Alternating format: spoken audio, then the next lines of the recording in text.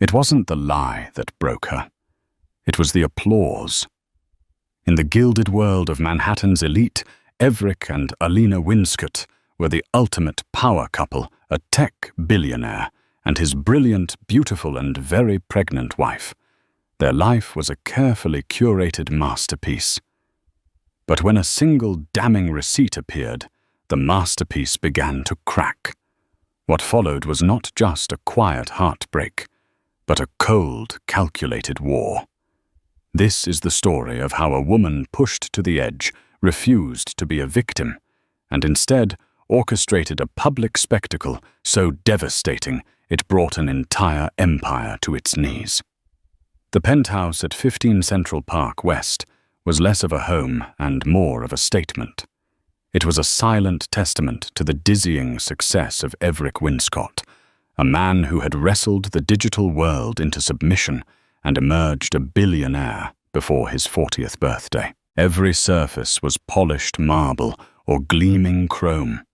Every piece of art was a conversation starter, and every window offered a godlike view of the city he considered his kingdom. And in the heart of this kingdom was his queen, Alina Winscott. At 34, Alina was more than just a beautiful accessory to Everick's wealth. With a degree in art history from Yale and a lineage that traced back to old New York money, she possessed a quiet intelligence and a steely grace that the city's fawning socialites could only imitate. Now 7 months pregnant with their first child, a son, they knew her body was changing, but her composure remained absolute. The pregnancy, however, had not been easy. It was classified as high-risk, a delicate condition that had forced Alina to retreat from her position on the board of the Met and confined her to a life of quiet observation. It was in this forced stillness that she first began to notice the cracks. It started subtly. A scent on Everick's Tom Ford suit jacket when he came home late from a bored dinner. It wasn't the stale cigar smoke of his usual associates or the familiar, cloying perfumes of their wives. It was something younger, sweeter. Joe Malone's peony and blush suede. A scent Alina recognized from the gaggle of junior assistants at his company Winscott Innovations. She had dismissed it. A hug, a handshake, the proximity of a crowded elevator. Then came the late nights, more frequent than ever. The excuses were plausible, of course. A server farm crisis in Virginia, a hostile takeover bid from a competitor in Silicon Valley, a last-minute flight to London to soothe anxious investors. Everick was a man who moved the world, and the world was a demanding mistress. He would return at 3 a.m., smelling of expensive whiskey and exhaustion, kissing her forehead, with lips that felt strangely disconnected from the man she knew.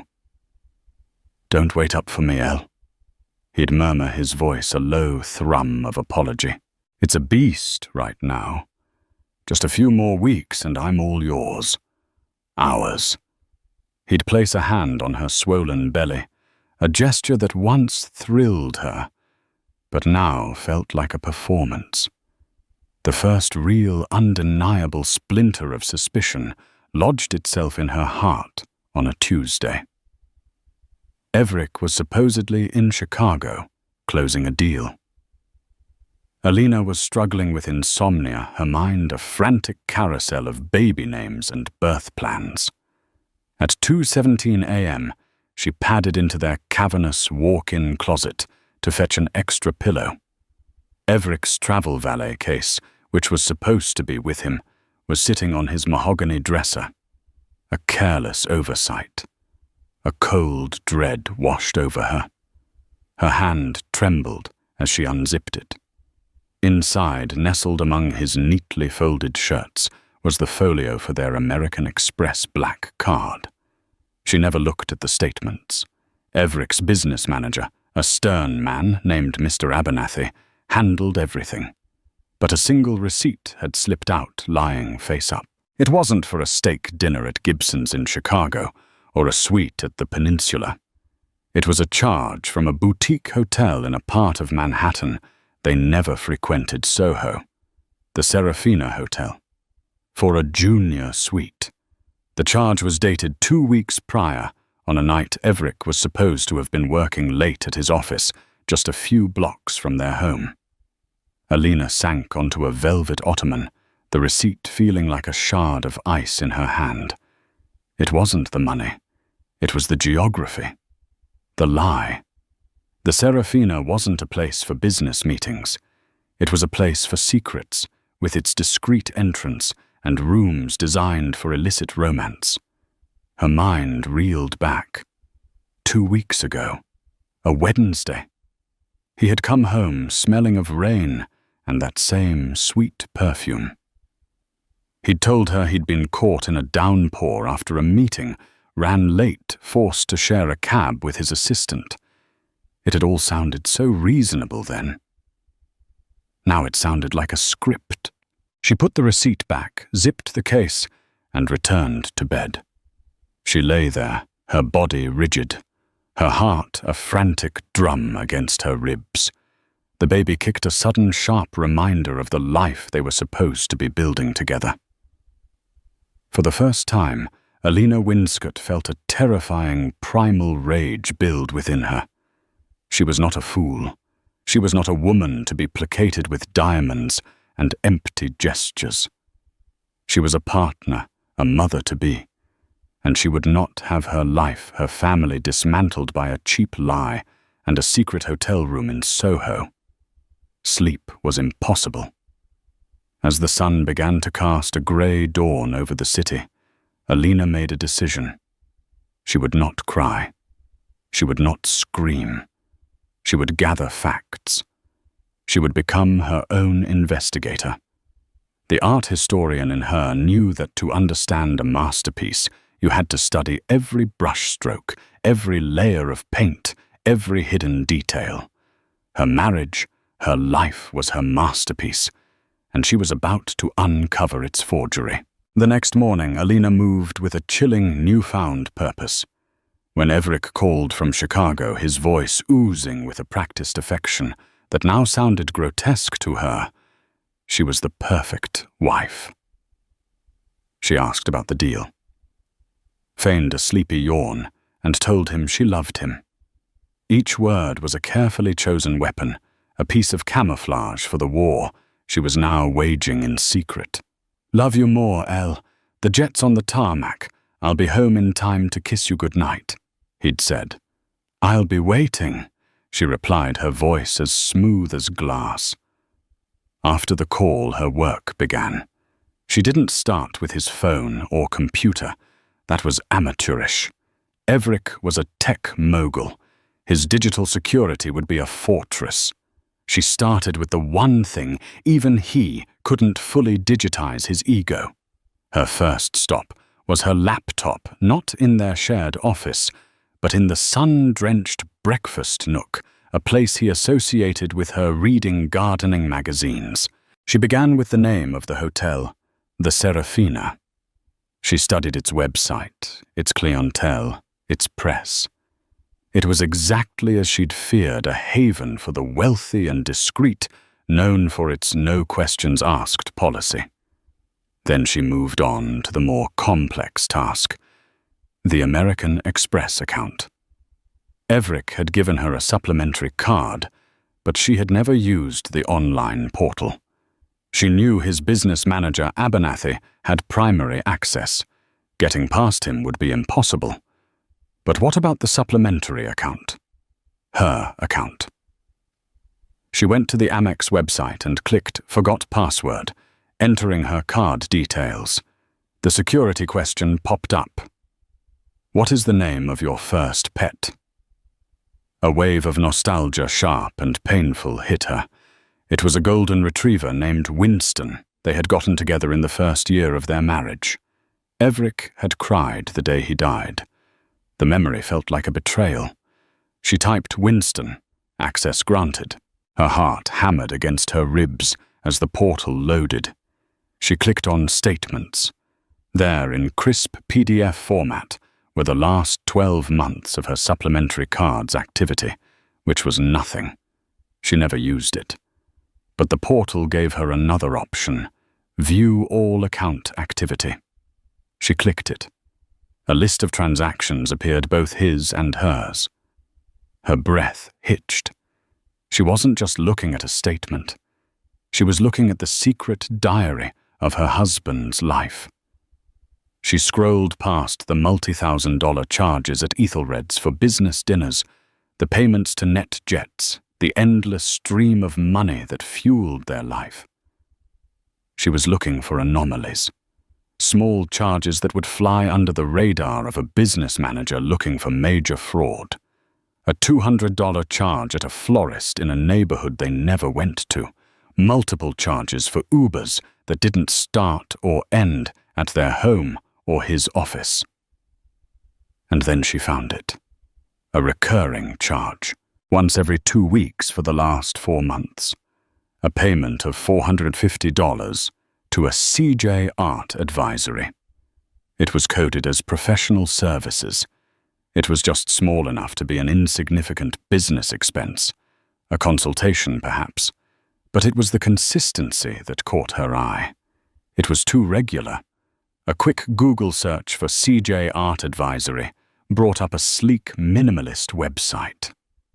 The founder, sole proprietor, and chief curator was a woman named Chloe Jensen. The About page featured a photograph of her. She was young, maybe 27, with sharp, intelligent eyes, a sweep of dark hair, and a confident smile. She was standing in front of a large, abstract canvas, looking every bit the ambitious, chic New Yorker. The website listed her gallery address. It was in Chelsea. Alina felt a cold certainty settle in her bones. This was her. This was the woman who wore peony and blush suede. But she needed more than a recurring payment. A business relationship, however unlikely, was still deniable. She needed to link Chloe Jensen to Everick personally, incontrovertibly.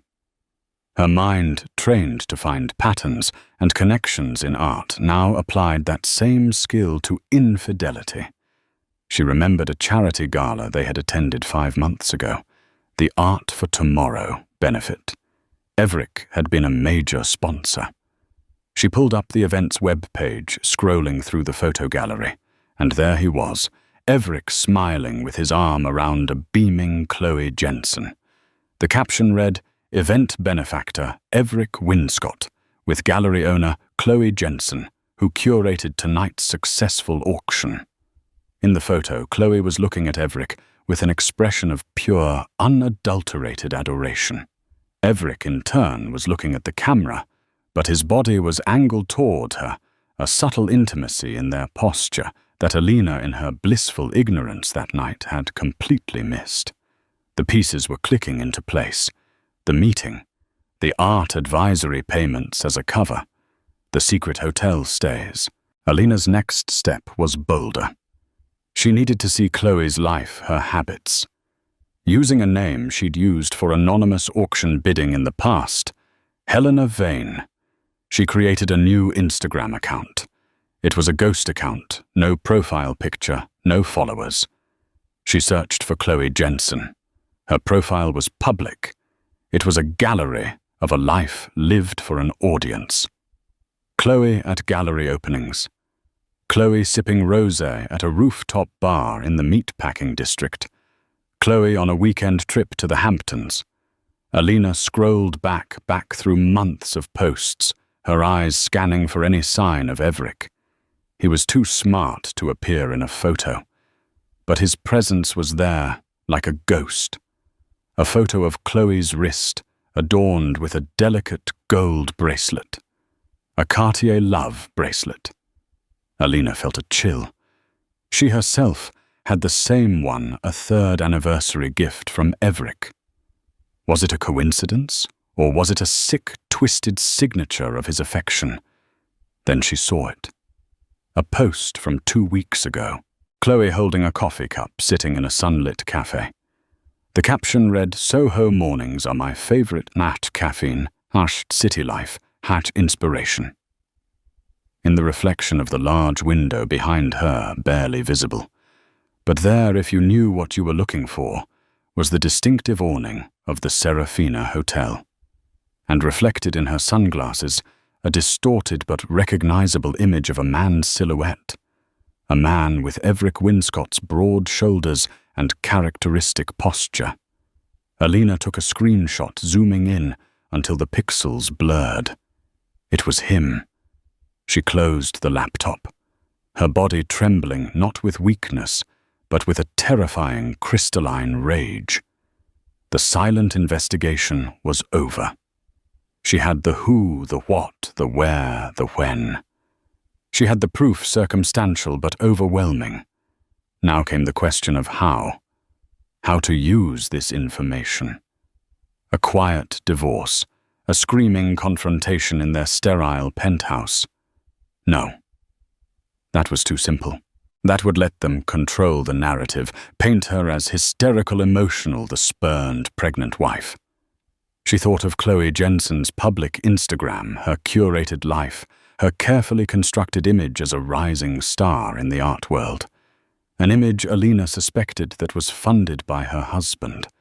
An image that was built on the foundations of her own broken trust. A plan began to form in Alina's mind, cold and intricate as a spider's web. The art world was built on reputation, on authenticity, on the story behind the art. Alina decided she would not just expose the affair. She would turn Chloe's own world against her.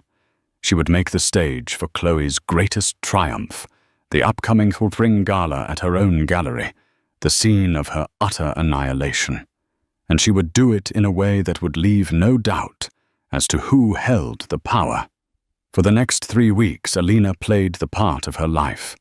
She was the serene, glowing mother-to-be. She discussed nursery colors with Everick, allowed him to rest his hand on her stomach, to feel the baby kick, and smiled lovingly at him over dinners at Daniel and Jean-Georges restaurants, where their presence was noted and photographed. She was weaving the final threads of their public image into a tapestry of domestic bliss, knowing she was about to set the entire thing on fire. Indeed, she was a general preparing for battle. Her first move was to secure her flank. She scheduled a discreet lunch with her oldest friend, Beatrice Shaw, a partner at a top-tier divorce law firm. They met at a quiet corner table at La Grenouille, a place so steeped in old-world decorum that no one would dare eavesdrop. "You look radiant, Elle," Beatrice said, her sharp lawyer's eyes missing nothing. "But tired." Alina didn't waste time with pleasantries. "Everick is having an affair." She said it calmly, the words tasting like poison. Beatrice didn't gasp or offer platitudes. She simply nodded, her expression hardening. "Okay," she said. "Tell me everything." Alina laid it all out. The perfume, the hotel receipt, the Amex statements, the CJ art advisory, the photograph from the gala, the Instagram post. She presented her evidence with the dispassionate clarity of a prosecutor. Beatrice listened intently, her fork pausing over her Dover sole. When Alina finished, she took a slow sip of water. "The evidence is compelling but circumstantial. His lawyer, and it will be a shark from a firm like mine, will call it a series of unfortunate coincidences. They'll say you're a hormonal, paranoid pregnant woman." "I know," Alina said, "which is why a quiet confrontation is out of the question. I need something irrefutable, something public." "What are you planning, Alina?" Beatrice asked, a note of concern in her voice. "Don't do anything that could jeopardize your position. The Winscott prenup is notoriously tough." "I read it again last night," Alina replied, her voice steely. "The infidelity clause is specific. It requires indisputable proof of intimate relations. A photograph, a confession. Anything less, and I walk away with a fraction of what I'm entitled to, what our son is entitled to." So you need to trap him, Beatrice stated. Not just him, Alina corrected. Her, Chloe Jensen. He's insulated by layers of wealth and power. She isn't. Her reputation is her only real currency. Alina then laid out her plan, the one that had been crystallizing in her mind for weeks. The annual Chelsea Contemporary Gala was being held at Chloe's gallery in 10 days. Everick and Alina were the chairs of the event, their names printed at the top of the invitation. It was the biggest night of Chloe's professional life. Beatrice's eyes widened as she listened. That's not just a confrontation, Alina. That's a public execution. She built her career on my husband's money and my broken trust, Alina said, her voice devoid of emotion. I'm simply collecting the debt. You'll need more than the Cartier bracelet, Beatrice warned. He could say he bought it as a gift for a client. I know, Alina said. I need something more personal, something unique, and I think I know how to get it. That evening, Everick came home with a gift. It was a large, flat box from Cartier. For the most beautiful mother-to-be in the world, he said, kissing her. Her heart turned to ice, but she smiled. Inside was a stunning diamond necklace. Everick, it's extravagant. Nothing's too extravagant for you, he said, fastening it around her neck. As he did, she feigned a casual curiosity. You know, darling, she began, her tone light. I was thinking about that little art curator, Chloe Jensen, the one from the benefit. She's so ambitious. We should really do something to support her gallery. Perhaps acquire a piece for the new baby's nursery. Everick stiffened, almost imperceptibly. Oh, I don't know, Elle. Abernathy is already complaining about my spending on art. Nonsense, Alina said, turning to face him, her hand on his chest. We're the chairs of her gala. It would be a wonderful gesture. In fact, I was thinking of something special. You know that emerging artist she represents, a sculptor named Antoine Dubois. He does those beautiful minimalist bronze birds, a fledgling for our little fledgling. It's poetic. She was watching his face carefully, a flicker of panic in his eyes. He knew the artist. Of course he did. Let me think about it, he said a little too quickly. It's a busy week. But Alina had planted the seed. Over the next few days, she nurtured it, mentioning the sculptor again, leaving the artist's catalogue on the coffee table. She was baiting a trap, using her knowledge of Everick's desire to please her, or at least to appear to please her, as the lure. 4 days before the gala, her bait was taken. A courier from the Chloe Jensen Gallery delivered a purchase agreement to the penthouse. It was for a unique bronze sculpture by Antoine Dubois, the fledgling's first flight. The price was a staggering $75,000.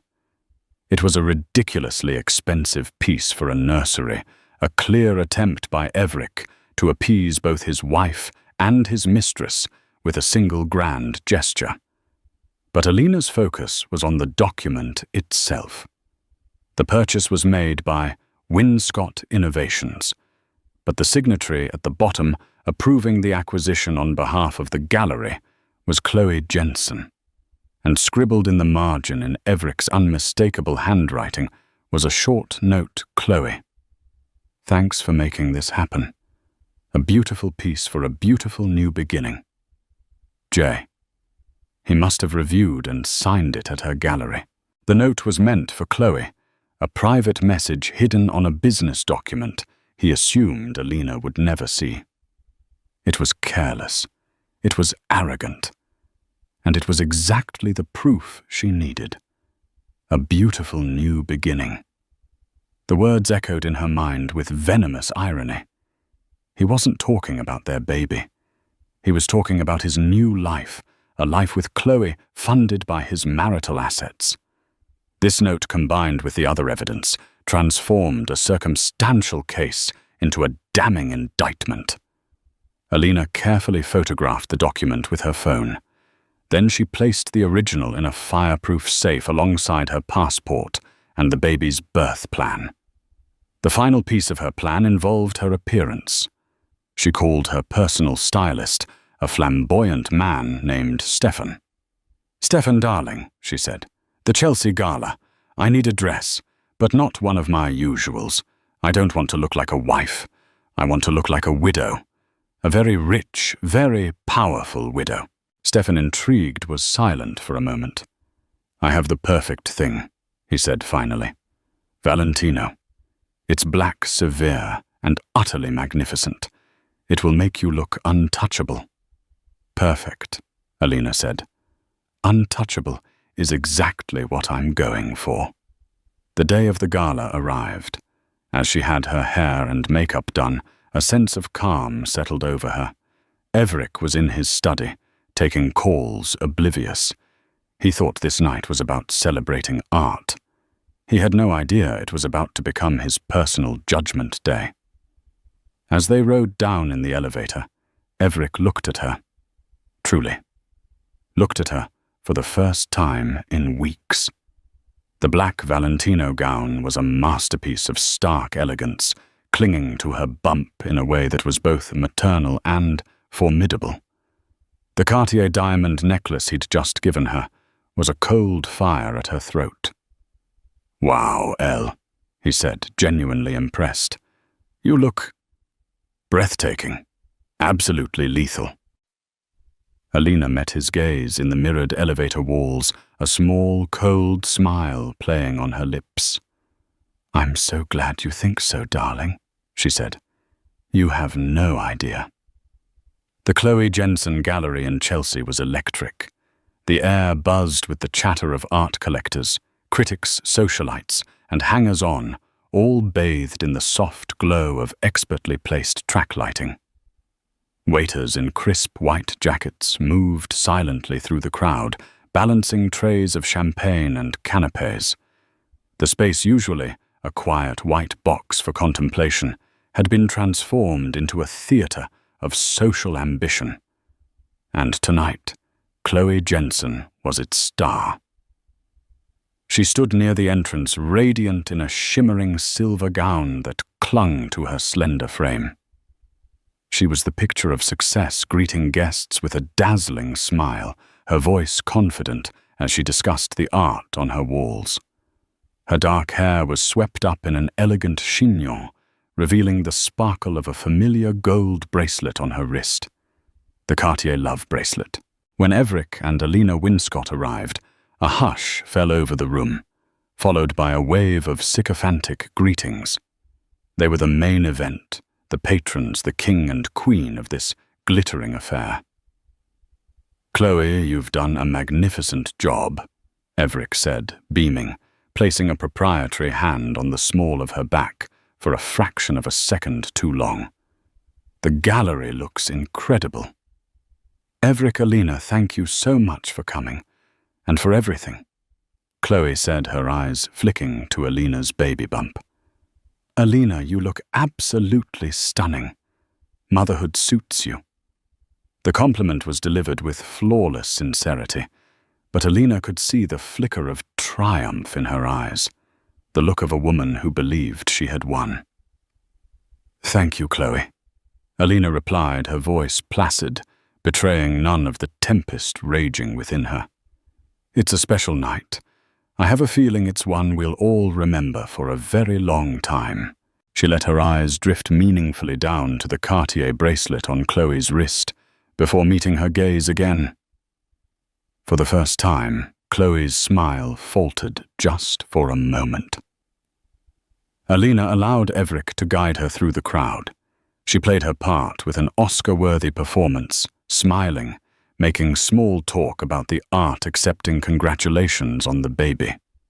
She spoke with the art critic from the New York Times, chatted with a hedge fund manager who was a major collector, and exchanged pleasantries with the wives of Everick's business partners.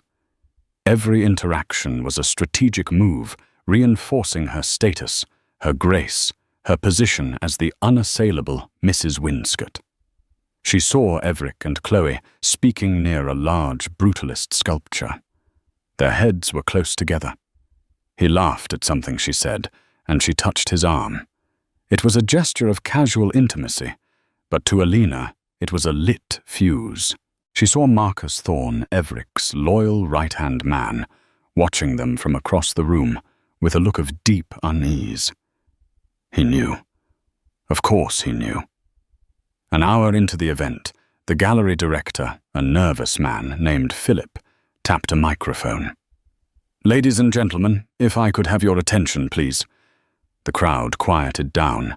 Philip launched into a speech about the importance of new artists and thanked the gallery's supporters. "And now," he concluded, "it is my great honor to introduce the chair of tonight's gala, a woman of impeccable taste and a true champion of the arts, Mrs. Alina Winscott." A polite round of applause filled the gallery. This was the moment. Everick, standing beside her, squeezed her hand. "You'll be great, honey." Alina walked to the small lectern set up in the center of the room. She adjusted the microphone, her eyes sweeping over the sea of expectant faces. She saw Chloe standing near the front, looking proud proprietary. She saw Everick watching her with a placid, supportive smile. She saw the society photographers, their lenses trained on her. She began, her voice calm and clear, resonating through the silent gallery. "Good evening," she said. "Thank you, Philip.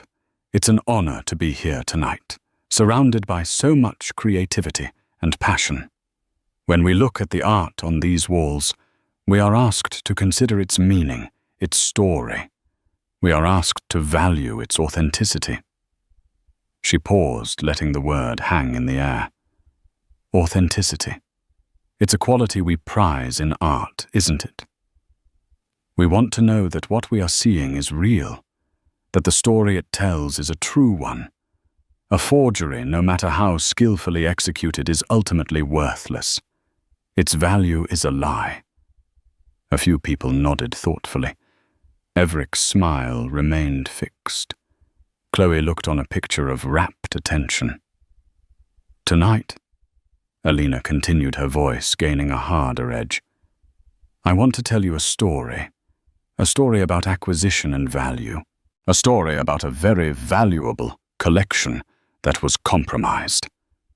The atmosphere in the room began to shift. The polite smiles on people's faces were replaced by looks of intense curiosity. This was not the standard bland speech of a wealthy patron's wife.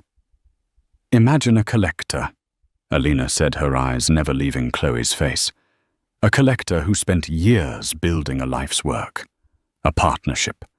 It was a rare and beautiful collection built on trust, history, and shared dreams. But then a new piece was added. A piece that on the surface looked exquisite, young, ambitious, shiny." Everick's smile had now vanished. A look of confusion, then dawning horror, replaced it. He started to take a step forward, but Marcus Thorne, standing nearby, put a subtle hand on his arm, holding him back. "This new piece," Alina's voice dropped, becoming more intimate, more venomous, was acquired through deceit. It was paid for with stolen funds. Not stolen from a bank, but stolen from the heart of the original collection. Stolen trust. Stolen time. Stolen promises. The crowd was utterly silent, captivated. People were exchanging nervous glances. They knew this was no longer a metaphor. "This new acquisition," Alina went on, "liked to display itself. It loved to be seen in all the best places, wearing beautiful things bought with someone else's resources. It wore, for instance, a very specific piece of jewelry, a symbol of love, ironically. A Cartier love bracelet, let's say. A gift that was a copy of a promise made to another." She flicked her eyes to Chloe's wrist. Chloe instinctively pulled her hand back, a flash of pure panic in her eyes. The crowd followed Alina's gaze. A collective silent gasp seemed to ripple through the room. But a bracelet isn't enough, is it? It's circumstantial, Alina said, her voice dripping with scorn. For true authenticity, you need provenance.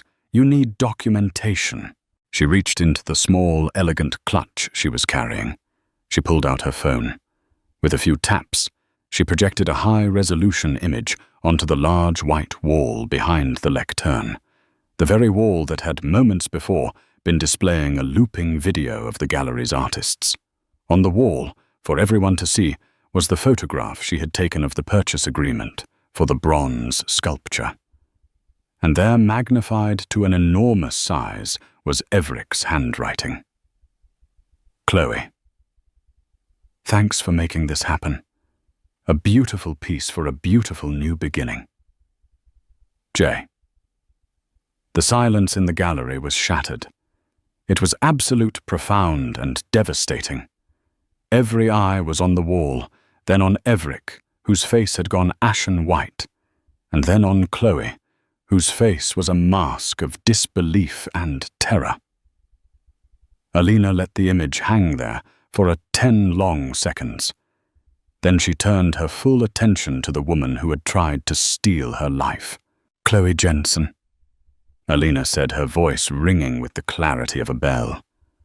As the curator of this gallery, a place you claim is dedicated to truth and beauty. I have one question for you. This beautiful new beginning my husband wrote about, does it feel beautiful now? Does it feel authentic? She paused, her final blow delivered with the precision of a surgeon. And that very expensive sculpture, the fledgling's first flight, paid for by my family's assets to be a gift for my son. Where did you plan to display it? The silence that followed Alina's final question was not empty. It was a physical presence, a dense, heavy blanket that smothered all sound and movement in the gallery. The low hum of the ventilation system, previously unnoticed, now roared in the stillness.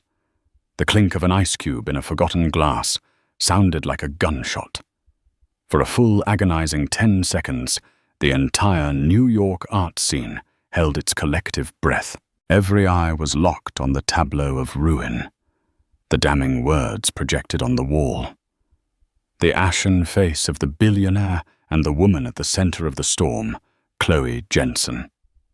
Chloe stood as if she had been turned to stone, the silver of her gown seeming to lose its luster under the harsh glare of the projector. The confident smile she had worn all night was gone, replaced by a slack-jawed mask of pure terror. In her mind, a frantic, screaming denial was trying to form, but no sound would come out. She could feel hundreds of pairs of eyes on her eyes that had admired her, envied her, desired her just minutes ago, now dissecting her with the cold curiosity of a lynch mob. The first sound to break the spell was a small, choked gasp from Chloe's own throat. Her mind, finally catching up to the reality of her public execution, began to scramble for a defense. No, she managed, her voice a thin, reedy whisper that barely carried past the first row of spectators. It's a misunderstanding. It's not what it looks like. The denial was so feeble, so utterly inadequate in the face of the colossal evidence on the wall that it was met with a new sound, a low, vicious murmur that rippled through the crowd. It was the sound of judgment being passed. People who had been air-kissing her cheek an hour before were now whispering her name with contempt, their expressions a cocktail of morbid glee and feigned pity. She could hear snippets sharp as shards of glass. The audacity! Right in front of his pregnant wife. Her career is over. Everett, who had been paralyzed by a tidal wave of shock and adrenaline, finally broke free. His image, his control, his entire world was slipping away. He stumbled forward, his movements clumsy, his face slick with sweat. Alina, he croaked, his voice thick with a desperation she had never heard before. He reached a hand toward her, an instinctive gesture to stop the bleeding. "Stop this. Please. We can talk about this at home." Alina turned her head slowly, regarding her husband, not with the pain of a betrayed wife, but with the detached clinical appraisal of a scientist studying a specimen under a microscope. Her gaze swept over him from his expensive disheveled suit to his panicked eyes, and in that one look, she dismissed him entirely. "Home." She repeated the single word, dripping with a contempt so profound it made several people flinch. "Are you referring to the penthouse at 15 Central Park West? The one whose purchase was finalized with funds from my family's trust? The home where I am currently preparing a nursery for my son?" She took a deliberate step back from his outstretched hand. "That home is no longer yours, Everick. You forfeited your right to call it that. You are no longer welcome in it." She turned her back on him completely, a gesture of absolute finality. It was as if he had ceased to exist. She faced the stunned crowd again, her posture radiating an untouchable, almost regal authority. "My sincerest apologies for this interruption to the evening's festivities," she announced, her voice ringing with clarity and control. "Please consider my family's 7-figure donation to this gallery and any other financial arrangements with its curator officially and immediately rescinded."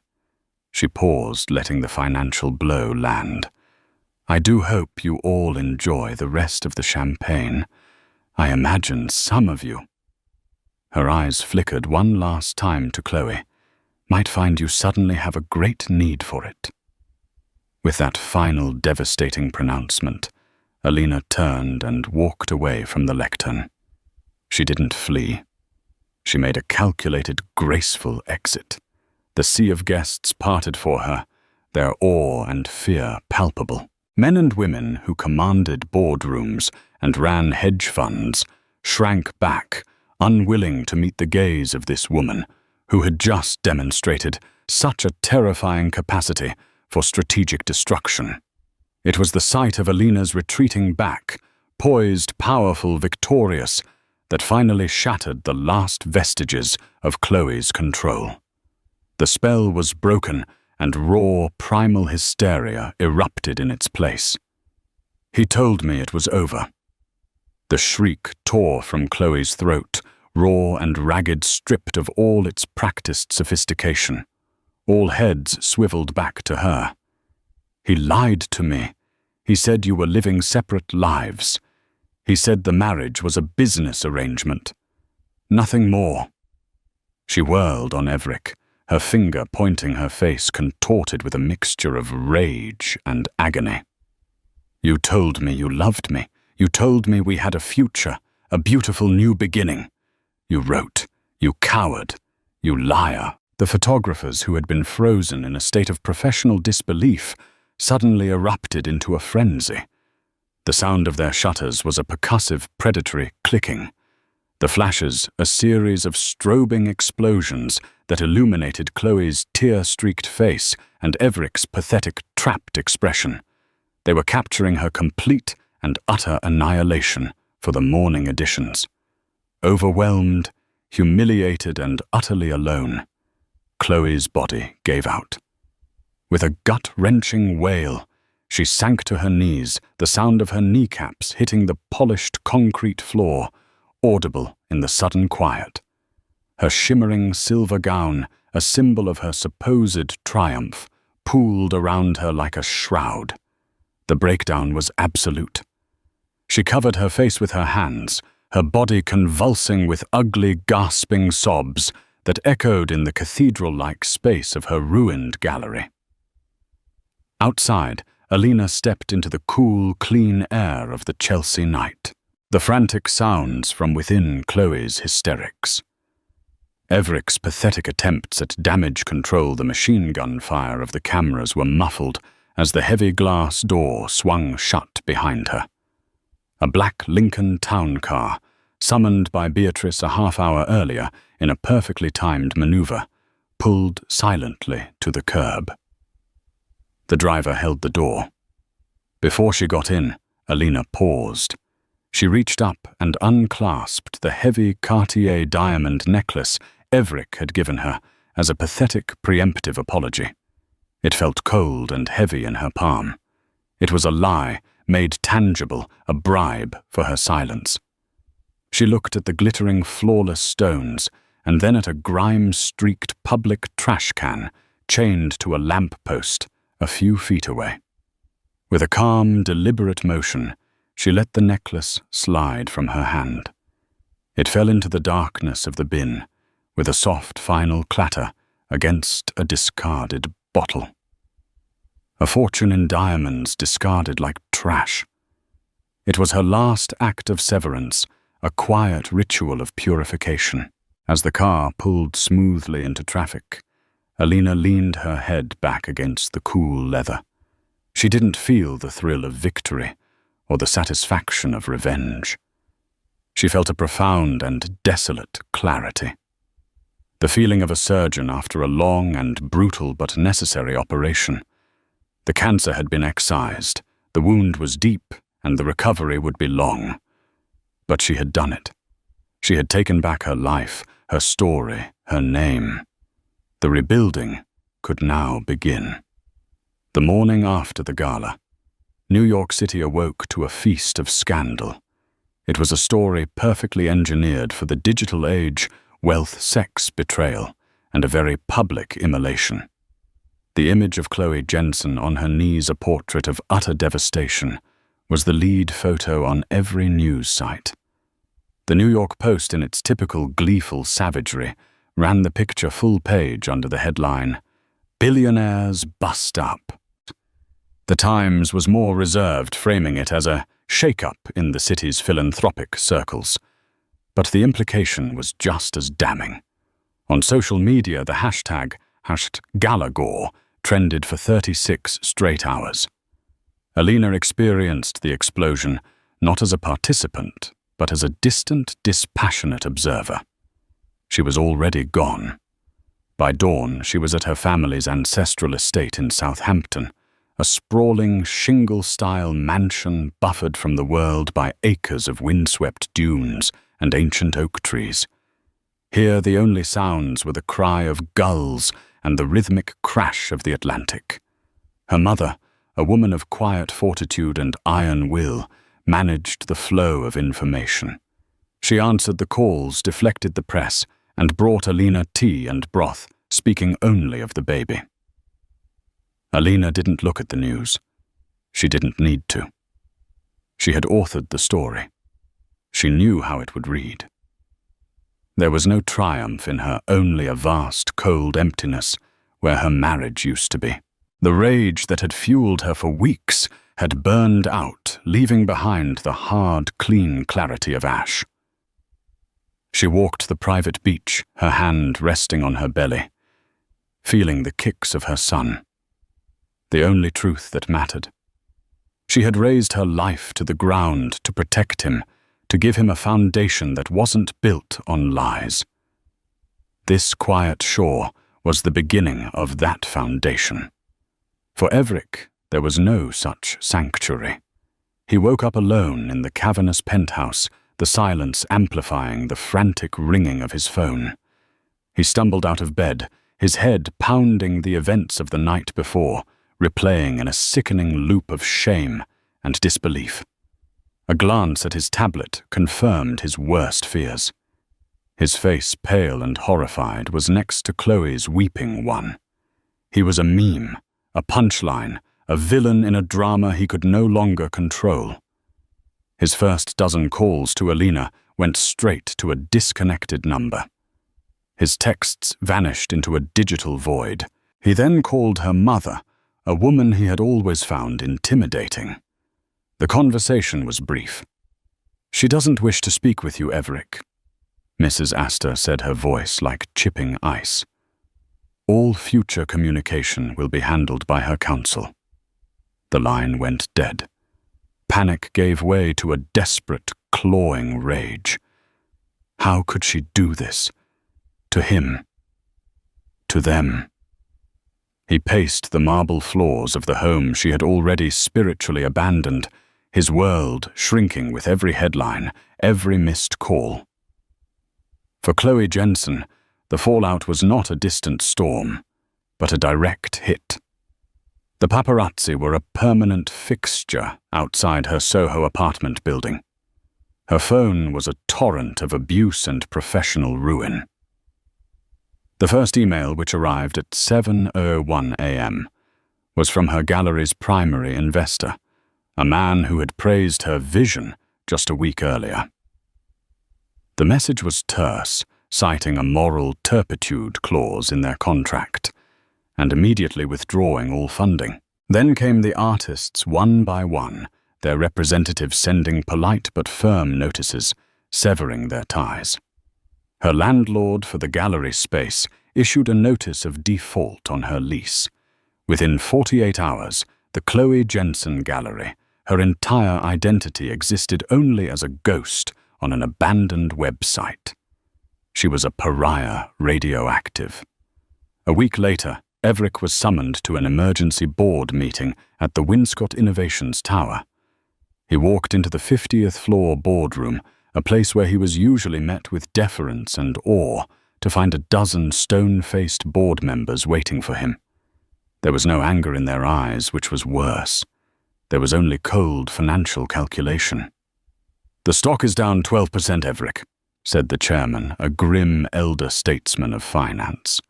"The markets don't care about your personal life. They care about stability and judgment. You have shown a catastrophic lack of both." He wasn't fired.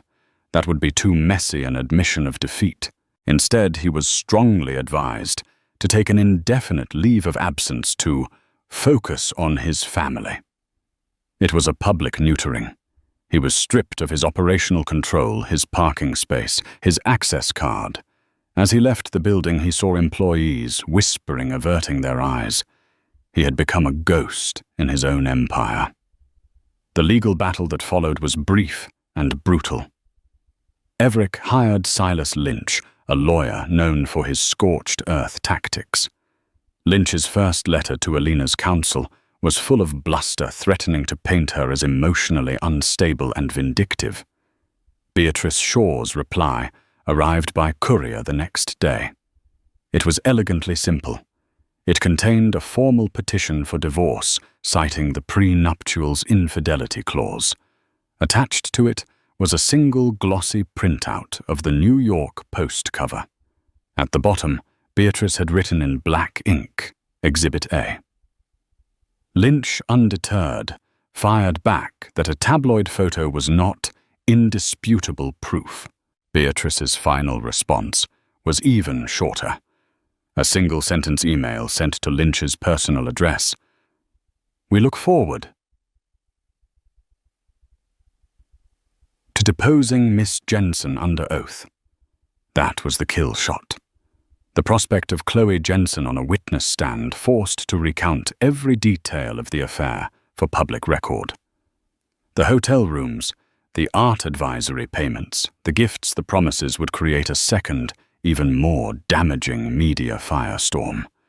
It would be a circus from which Everick's reputation and the company's stock price might never recover. Silas Lynch called Everick. "It's over," he said, all the fight gone from his voice. "Give her whatever she wants." 2 months after the gala, as the city's heat gave way to the crispness of early autumn, Alina gave birth in a private wing of a Southampton hospital.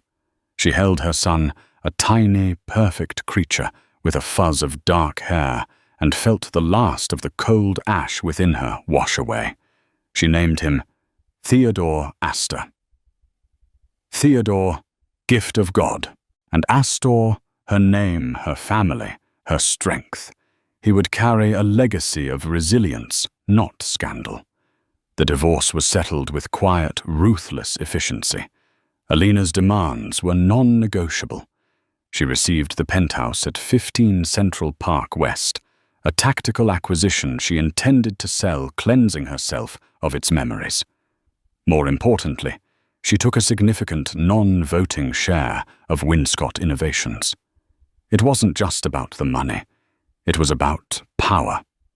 It tethered her to the company, permanently ensuring that for the rest of his life, a portion of Everett's success would flow directly to the family he abandoned. It was a constant, galling reminder of his loss, etched into his corporate filings. Everett was left a man hollowed out. He was still a billionaire, but he was diminished, a cautionary tale whispered at cocktail parties. He eventually returned to his role as CEO, but the magic was gone. He was cautious, scrutinized, haunted. His visitation rites with Theodore were a bi-weekly exercise in sterile formality, supervised by a nanny in the grand living room of a home that felt alien to him. He would hold his son, this small stranger who carried his features but not his name, and feel the profound, unbridgeable chasm he had created. Alina conversely remade herself. A year after the birth, she sold the penthouse for a record-breaking sum and bought a magnificent sun-drenched brownstone on the Upper East Side. She re-emerged into public life not as a Winscott, but as Alina Astor, a formidable power in her own right. She established the Astor Foundation, a charity dedicated to supporting single mothers and funding female artists who lacked institutional support. It was her final, perfect act of defiance, transforming the very tools of her betrayal into instruments of empowerment for other women. She was photographed at benefits, poised and radiant, sometimes with Theodore on her hip. She never spoke of the scandal. She never had to. In the ruins of her marriage, Alina had built an empire of her own, one founded not on polished surfaces and deceit, but on unshakable authentic strength. She had taken a story of humiliation and rewritten it as an epic of survival. And so the curtain falls on the Winscott, a story of love, lies, and the ultimate public revenge. Alina Winscott proved that a woman's pain can be forged into a weapon, and that a reputation once shattered can never truly be repaired. She didn't just win a divorce, she won the war, for her own narrative emerging not as a victim, but as an icon of strength. But what do you think? Was Alina's public takedown a brilliant act of empowerment, or a cruel spectacle that went too far? Was Chloe a willing homewrecker, or another victim of Everett's manipulation? Let us know your thoughts in the comments below. The winter wind bit through her threadbare coat, but Sarah Donovan barely noticed. Strolling past neon-lit windows, she couldn't ignore the relentless ache in her belly, an ache caused by hunger and the 6-month child she carried. Shivering on the sidewalk, she glanced up at a massive TV screen, blaring the nightly financial news. There, beaming under the bright studio lights, was a man she once promised to love forever. William Donovan, her husband, a multimillionaire, famous, admired, while she trembled in the cold. Her heart twisted. How had their world turned so cruel? She had nothing, and he seemed to have it all. Sarah Donovan had known hunger before, but never like this. On that frigid evening, the wind seemed to slice through layers of her clothing directly into her bones. She pulled the sides of her coat together in a desperate attempt to keep warm.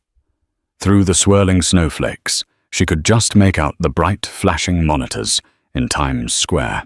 On the largest screen, a familiar face, William Donovan, appeared. His name scrolled in large letters. Tech Investor of the Year. Applause thundered behind him in the recorded clip. Brightly lit, he was addressing a hall filled with wealth power and cameras from CNN, CNBC, and local networks. Sarah couldn't tear her eyes away. That face, the strong jaw, the slight smile that once reassured her everything would be all right. Now he looked polished, exuding confidence. She hadn't seen him in person for almost a year. Her chest clenched with memories of the day he walked out, arguments about money and ambition overshadowing their love. She'd tried to reason with him to support him, but each conversation ended in a new fight, culminating in the shocking decision he would succeed alone. The flickering billboard cut to a montage of images, William shaking hands with Mark Cuban at a tech conference, then introducing a pioneering piece of software in Silicon Valley. Sarah saw glimpses of glamorous parties William in a tailored tuxedo, accompanied by men and women she had never met. The talk show host concluded the segment by proclaiming, "William Donovan, America's newest business sensation." Then the screen blinked to a car commercial. Just like that, he vanished into the night. Sarah blinked back tears. There was a time William's arms had been her warm refuge, promising they'd face every storm side by side. And now, pregnant with his child, she walked alone on icy sidewalks, scrounging for a place to sleep. She was determined not to cry, but her emotions overwhelmed her as she gazed up at the ironically beautiful Christmas lights decorating the city. By all appearances, the world around her was celebrating, and she was surviving. Barely. She pressed a hand against her abdomen, feeling the slightest kick. "I'll take care of you," she whispered to the life inside her. It was a promise she intended to keep, though at that moment she wasn't sure how. When she turned away from the screen and stumbled onward, her foot snagged on a piece of broken pavement. A stinging pain shot through her ankle, and she nearly collapsed. She bit down a cry, scanning the crowd for help, but passers-by, preoccupied with their own rush of errands and holiday shopping, scarcely gave her a glance. That's what life had become after she left the small studio in which she and William once lived, alone, invisible. Sarah's pride was bruised, but she refused to crumble. She passed by a bakery. Through the window, the smell of fresh bread made her stomach twist. She had to preserve her last dollar for the cheapest motel, a place with peeling wallpaper and barely functioning plumbing, but at least it was indoors. She stepped inside, bought a small roll and devoured it in 3 bites. Outside again, the wind roared, intensifying the city's clamor. Still clutching her abdomen, she decided that tomorrow everything had to change. She would find a job. She'd scour the city for help. She would not let her child enter this world with nothing but sorrow. But for tonight, she needed a place to rest, a place that wasn't some abandoned corner or shadowed alley. Even if it cost her last few dollars, she had to prioritize the safety of the life inside her. As Sarah walked away from the mesmerizing screens of Times Square, one thought pulsed in her mind. Her husband, the man she had once loved beyond reason, was thriving. And here she was, pregnant and alone. Could the chasm between them grow any wider? Long before he was the darling of business magazines and tech summits, William Donovan was a daydreamer writing code in the corner of the local university library. Sarah remembered the first time she saw him. It was her sophomore year, and she was majoring in English literature at Columbia. The library's back table had been her favorite spot, quiet, perfect for reading. She noticed him, a junior in computer science, leaning over a laptop with an exasperated scowl. Curious and drawn by the intellectual frenzy in his eyes, she'd asked, "Need any help?" Although Sarah barely understood advanced programming, the question sparked the first real conversation they ever had. William's exhausted face broke into the shyest of smiles, and she recalled thinking, "He's kind of cute under all that stress." They chatted about his class project, an algorithm for data compression. Sarah confessed she was more comfortable discussing Shakespeare than software, and he teased her gently. From that moment on, they were a constant presence in each other's lives, Their connection seemed effortless. He awakened her interest in technology's potential. She introduced him to literary classics, weaving in metaphors about love and ambition. They started dating by Christmas break of that year, with sweet, simple moments, late-night walks around campus, scrounging for cheap coffee in the student lounge, trying out new ramen spots around Manhattan.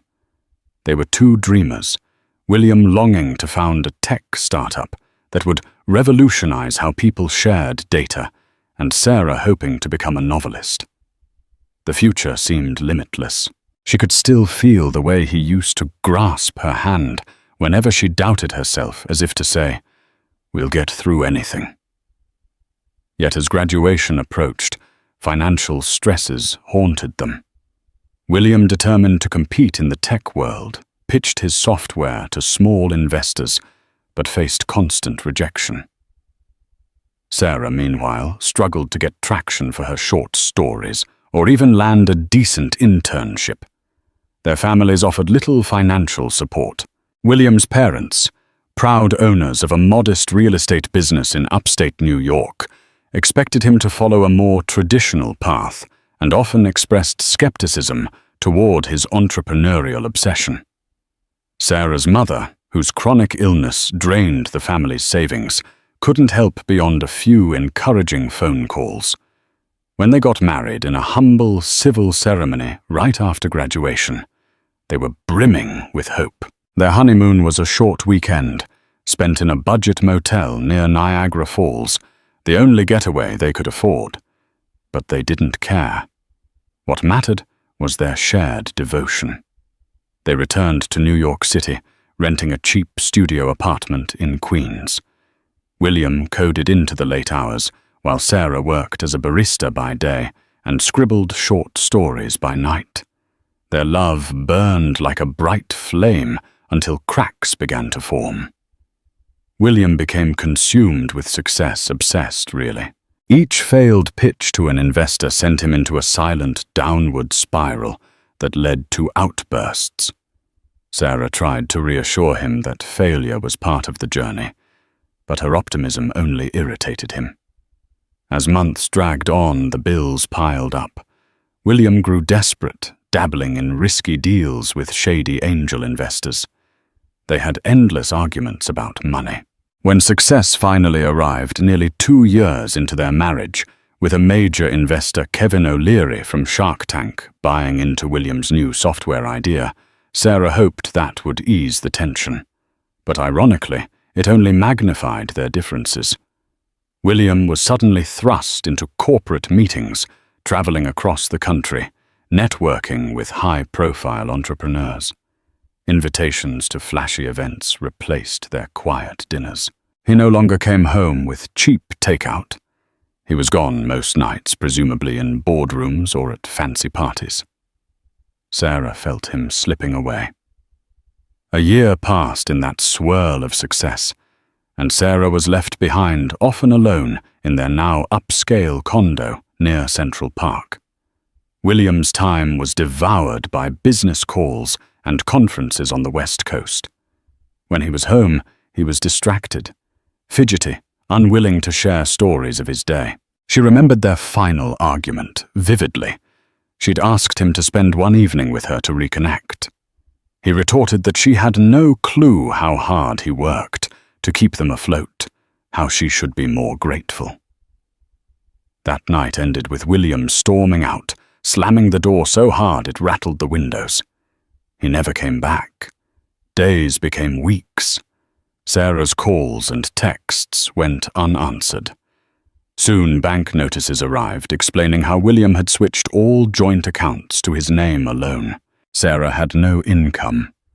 Worse yet, 2 months later, she discovered she was pregnant. Fear overrode any bitterness, but desperation set in. Rent soared, her barista job didn't pay enough, and she could no longer afford the condo.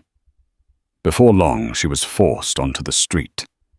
She tried contacting William's PR office, but the line always went to a polite assistant who left her on hold until she hung up in frustration. now witnessing his face on the giant screen in Times Square, that entire whirlwind of a past threatened to engulf her. She reminded herself of one vow she'd made, standing in that battered apartment with an eviction notice in hand. I will survive and protect this child. If the father refused to care, she would find a way. She would not become just another nameless tragedy in the city's underbelly. Morning brought little relief from the cold. Sarah woke on a narrow, squeaky bed in the cheapest motel she could find. The heater rattled uselessly, barely keeping the air above freezing. She had about $15, left enough for a couple of cheap sandwiches, maybe bus fare if she wanted to head to the next shelter. But Sarah was stubborn. She believed there had to be something better. She packed her meager belongings, a change of clothes, her worn copy of Emily Dickinson's poems, a phone with a cracked screen that almost never picked up a signal. Everything fit into a single bag. Every step outside felt like walking through a wind tunnel. She knew she had to find help soon. A pregnant woman living on the streets was a tragedy waiting to happen. She headed to the nearest public library, an older building with classical columns, seeking warmth and free internet to look for job openings. Inside, near the community bulletin board, she found a flyer advertising a free women's shelter in Brooklyn. It promised hot meals counseling and prenatal support. She tore off the address tab. This might be my best chance, she thought, shoulders relaxing slightly for the first time in days. She hopped on a bus, ignoring the pitying looks from a couple of other passengers. Upon arrival, she found the shelter nestled in a quiet neighborhood. The building was large, with peeling paint and sagging steps, but the warmth she felt when she walked inside was immediate and comforting. A friendly volunteer named Rebecca greeted her with a kind smile. After scribbling her name on a form, Sarah was shown to a cramped but clean room shared with 3 other women. Each cot had fresh blankets and a small side table. Meals are served at 7 in the morning and 6 in the evening, Rebecca explained. We also have prenatal checkups every Friday with a visiting nurse from Bellevue Hospital. Sarah nearly cried with relief. A medical checkup was a blessing. She hadn't seen a doctor since learning of her pregnancy. Rebecca chatted with her for a while, asking about her situation. Though Sarah felt hesitant to reveal too much, there was something about Rebecca's gentle nature that encouraged honesty. She admitted her husband had left, that he was well off, and that she had nowhere else to go. Rebecca listened, never judging, then simply patted Sarah's shoulder. You'll be safe here. You'll get back on your feet. I'm here if you need anything, Rebecca offered. Those words of encouragement did more for Sarah's spirit than anything had in months. That first night in the shelter, Sarah lay in the dark, hearing the muffled snores of her roommates. She felt a faint flutter within her baby moving. I'm not alone, she reminded herself. This life inside her gave her purpose. She recalled an old Emily Dickinson line. She loved something about hope being a thing with feathers. That hope had perched in her soul, refusing to abandon her even in life's darkest corners. The next morning she joined the breakfast queue. The food wasn't luxurious oatmeal, a banana-powdered orange juice, but it was warm and nourishing. Some of the residents eyed her suspiciously. They were all at different points in life's struggles, yet in their gazes, Sarah sensed a silent camaraderie that had been missing in her life for so long. As she sat down to eat, Rebecca joined her. We have a job support program, Rebecca said, her voice quiet. You'd get help writing a resume, searching for openings, maybe training. I know it can be tough to find something with no stable address, but we can try. Sarah nodded eagerly. That would be great, she replied, swallowing a surge of gratitude. She was ready to do anything office cleaning, retail, anything that would help her earn enough for a deposit on a small apartment. But as she scrolled through job listings later that day, a rerun of a business show played on the shelter's TV in the lounge. They were discussing William Donovan again. A celebrity investor, Mark Cuban, had praised William's entrepreneurial drive, suggesting he was the future of American tech. Hearing the news anchor casually mention her husband's name felt like a punch to the gut. He was more successful than she'd even imagined. She took a deep breath, forced herself to look away from the screen and told herself, "This is my life now, and I'm not giving up." She wasn't sure if she hated him, missed him, or simply wished none of this had happened. All she knew was that she had to survive, and she would on her own terms. At precisely 9 in the morning the following Friday, Sarah waited in a makeshift exam room set up in the shelter's converted rec hall. Worn curtains partitioned the space. The volunteer nurse, Ms. Francis, bustled in, setting down a bag of medical supplies. She was a short, no-nonsense woman with bright, reassuring eyes. "How are you feeling, dear?" Ms. Francis asked, washing her hands and snapping on latex gloves. Sarah hesitated. She had been ignoring the dull ache in her lower back, the bouts of nausea that still came and went, and the constant exhaustion. "Better now that I have a safe place to sleep," she admitted. Ms. Francis nodded, taking Sarah's vitals, measuring her belly, and listening carefully with a Doppler for the baby's heartbeat. The rhythmic whoosh-whoosh filled the air, and Sarah's eyes grew misty. This was the first time she'd heard her child's heartbeat. So strong, she thought, pressing a hand to her mouth. "No major concerns right now?" Ms. Francis informed, giving a small smile. "But you need to be mindful of your diet. Get as much protein and healthy foods as you can. And rest. Stress can harm the baby too." Sarah almost laughed bitterly. Stress was the only thing she had in abundance. But she forced a bright nod. Ms. Francis noted that Sarah would need a formal medical file at a hospital soon in case of early labor or complications. "We'll coordinate that," Ms. Francis added. "In the meantime, do you have any support person for prenatal care? A family member or—" her voice trailed. "My husband's not around," Sarah said, swallowing a lump in her throat. "No other family in the city." The nurse's expression turned sympathetic. "Well, you're not alone. We're here to help." After the checkup, Sarah felt slightly more confident. The baby was healthy. That knowledge was the anchor she clung to. She spent her afternoons in the job support program, brushing up her typing skills, practicing interview responses with a counselor named Janet. Her English degree helped. She applied for positions as a receptionist, an editorial assistant, or even a part-time tutor. Most responses came back negative. Employers didn't want someone with an unstable address, or they required advanced certifications. But Sarah persevered. Days turned into weeks. The bulge in her belly became more pronounced, and so did the heaviness in her heart. She tried to keep track of the outside world, scanning newspapers in the library for job ads, occasionally glimpsing headlines about William Donovan's skyrocketing success. One day the paper featured a photograph of him leaving a high-end restaurant with a tall, elegant woman wearing designer clothes. The photo caption labeled her as Madeline Ashford, potential new business partner. Sarah's throat tightened. She glanced at her own reflection in the library window, rumpled coat eyes ringed with fatigue. If William had moved on personally, was she even a memory?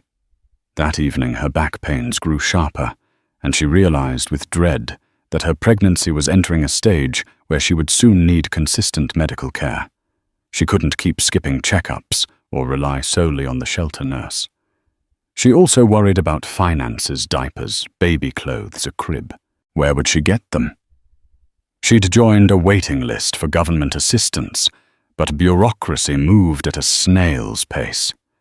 Sarah found herself weeping some nights, the future an ominous shadow. Yet each morning she recalled the baby's heartbeat, reminding herself there was no choice but forward.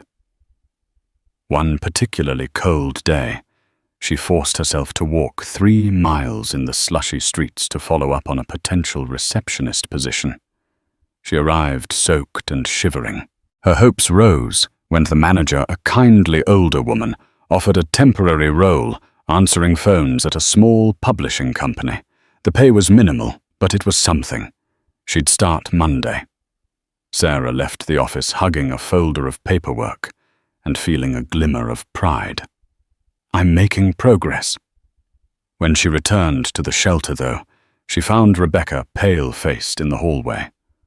We need to talk, Rebecca said quietly, leading Sarah to a corner.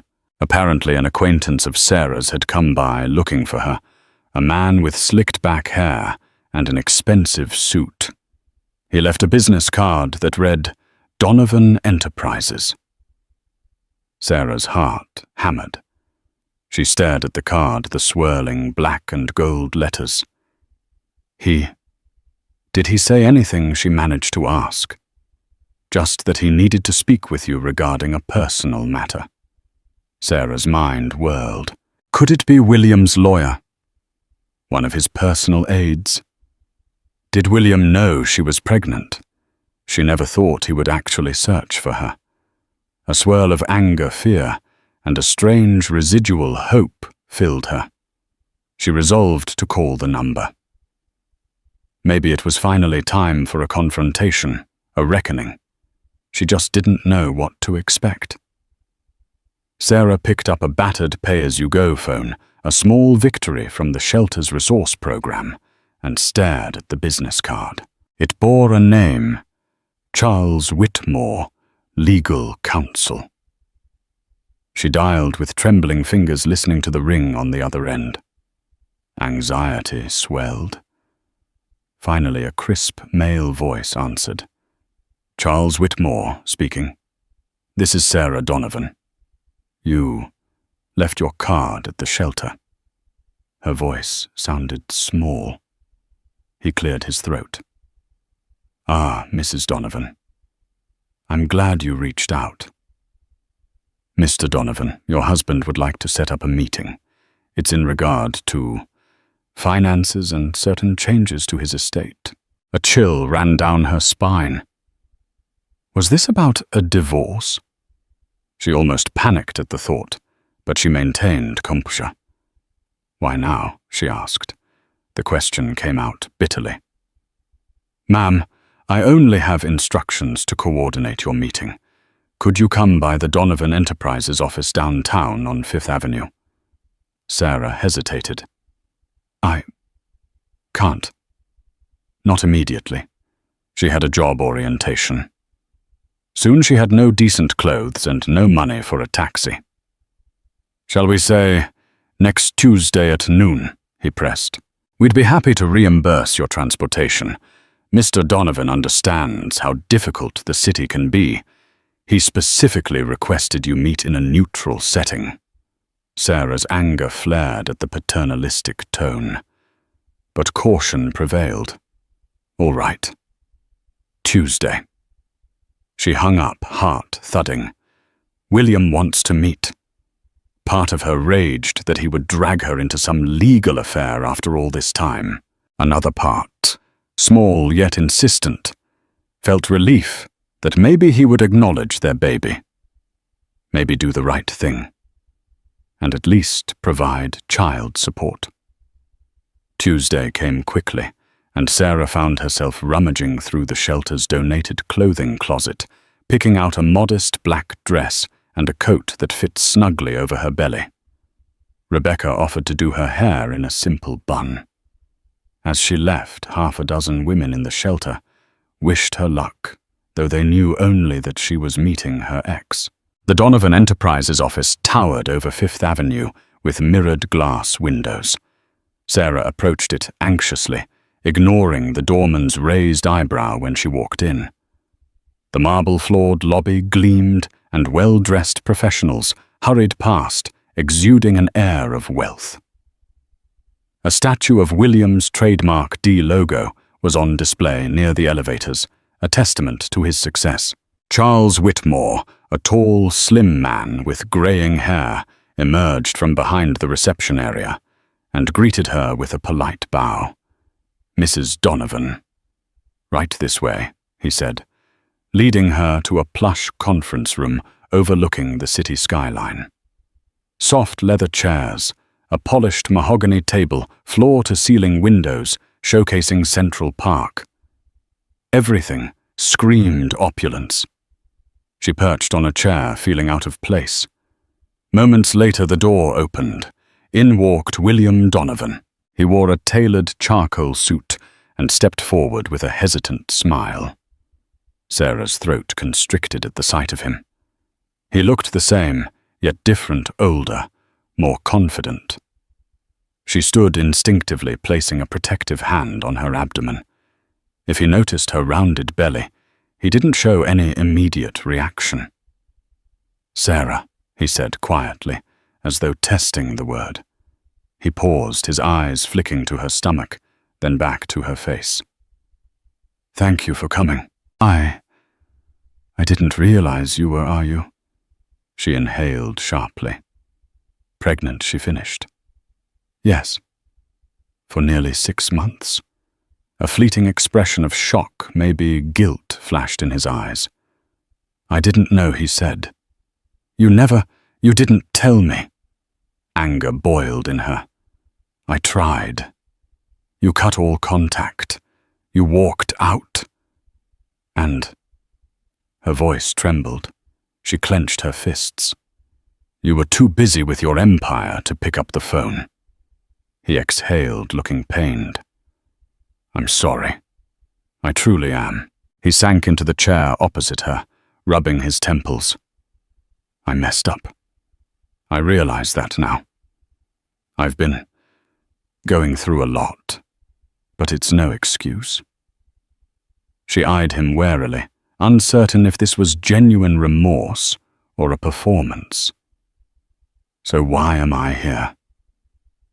"Did you need me to sign divorce papers? Is that it?" William shook his head vigorously. No. That's not it at all." He looked at Charles, who stepped forward, clearing his throat. "Mr. Donovan asked me to assist in drafting an arrangement to provide you with financial support, enough to cover all prenatal care, childbirth expenses, and living costs. In addition, there's a trust fund he'd like to establish for the child."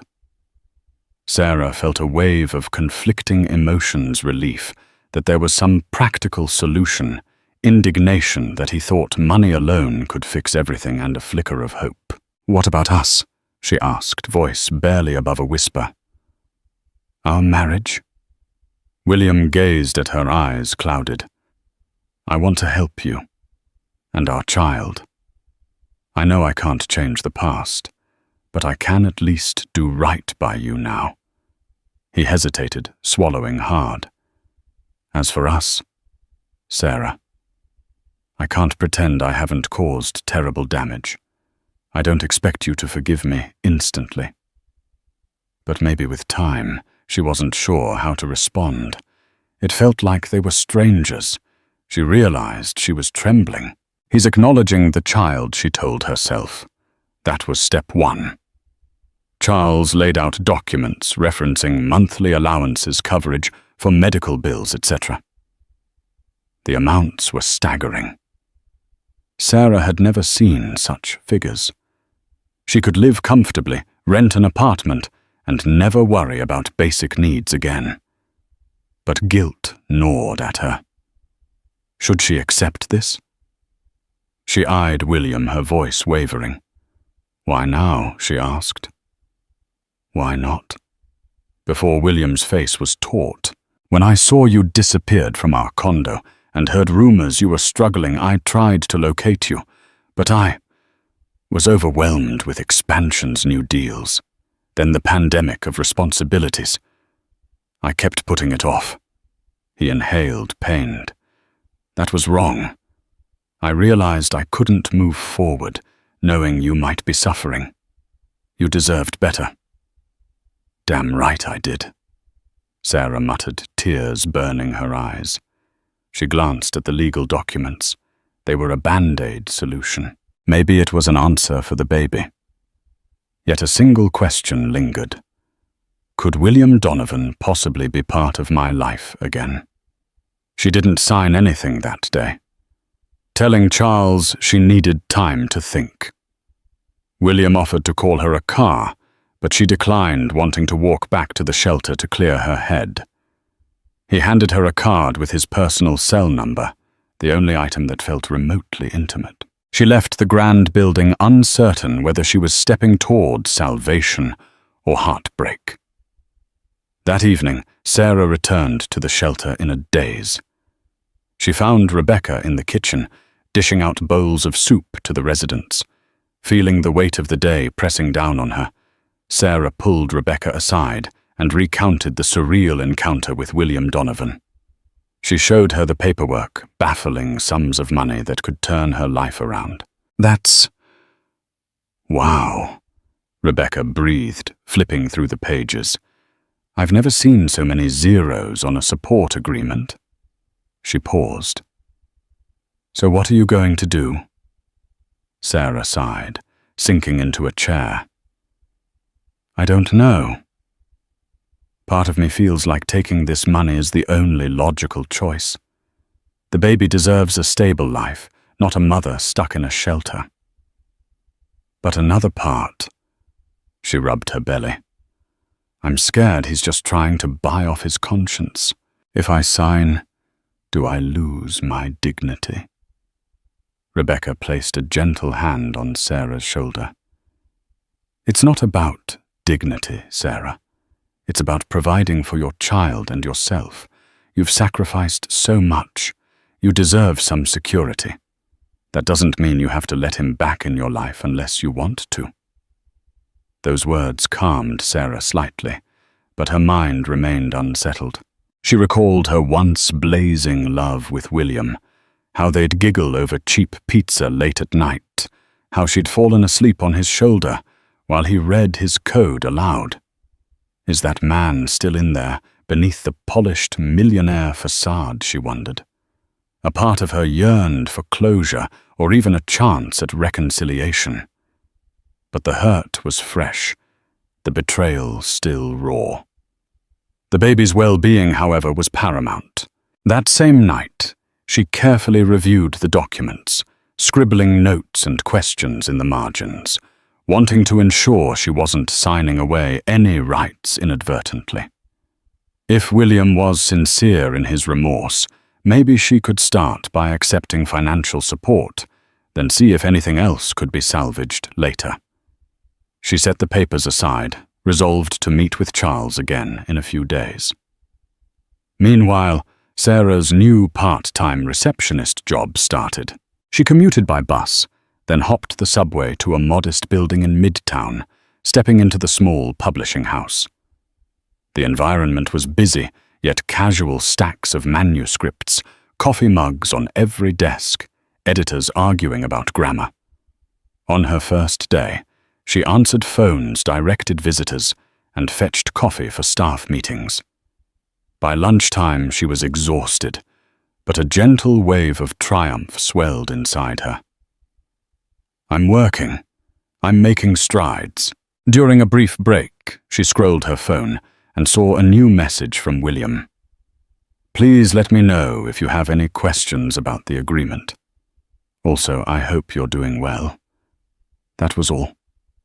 So formal, yet tinged with a cautious warmth. Sarah stared at the screen, unsure how to reply, eventually typing a short, "I'm still thinking. I'm safe. Thanks." She pressed send. Her heart hammered, but she forced herself to focus on her tasks. Over the following week, she gradually came to a decision.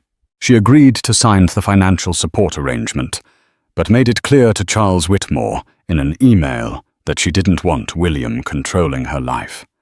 She insisted on having her own apartment in her own name, a modest but comfortable place near the shelter, so she could remain in the supportive environment until she felt truly stable. She also wanted the freedom to make medical and personal decisions for the baby. If William truly wanted to be involved, they could discuss visitation and co-parenting later. To her astonishment, William agreed to all of it, no arguments. He forwarded a preliminary lease for a small 2-bedroom in a decent neighborhood, the rent fully paid for a year. Sarah felt a surge of relief. He's taking responsibility, she thought. Maybe there was a shred of the old William left. But was she ready for more than just a transactional arrangement? Late one night, cradling the phone, she impulsively dialed his personal number. He picked up immediately, sounding anxious. "Sarah." She swallowed. "I just wanted to say thank you," she managed, "for the help." Silence filled the line, then a soft exhale. "Of course. It's the least I can do." Her voice trembled. "This baby, William, it's ours. He or she deserves 2 parents who at least respect each other." He murmured, "I'd like that. I'd like to earn your respect again. And maybe one day, your forgiveness." Tears slipped down her cheeks. She remembered how once, years ago, they could share entire nights, simply talking, dreaming. She had so many questions for him: why he abandoned her, what truly motivated his success, whether there was any love left. But for now, she whispered, "Good night, William," and ended the call. By the time Sarah was entering her 7th month of pregnancy, her life looked drastically different. With William's financial support, she moved into the small but cozy apartment. The walls were painted a cheerful cream color, and there was an extra room she planned to turn into a nursery. The furniture was minimal, just a sofa, a bed, and a kitchen table. But it was hers. Her name was on the lease. Her job at the publishing house had also become slightly more secure. The manager recognized her punctuality and diligence. They offered her an extended contract for another 3 months. With the baby coming, Sarah wasn't sure how long she could keep working, but at least she had some sense of purpose each day. She'd found a routine that made her feel human again. Wake up, check on emails, go to work, come home. Set aside half an hour to jot down story ideas and then rest. She still visited the shelter occasionally, volunteering to help with new arrivals, offering them a spark of hope in the same way Rebecca had done for her. One chilly afternoon, Sarah heard a knock on her apartment door. She opened it to find William standing there, holding a small bouquet of lilies and a bag of groceries. Her heart pounded as she took in his hesitant smile. "I was in the neighborhood," he explained. "Thought I'd stop by, if that's okay."